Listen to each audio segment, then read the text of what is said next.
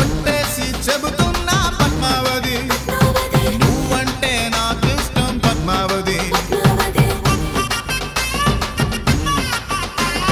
నా మనసే దోచినావే పద్మావతి, నిన్నొదలి ఉండలేనే పద్మావతి. అన్నా చూసి కొంపలు ముంచక పద్మావతి, నా గుండెల్లో నా కుంపటి పెట్టక పద్మావతి. అరమెల్లో నా తాళి కట్టి అవుతానమో నీ పది పద్మావతి. వస్తాయి పద్మావతి పద్మావతి.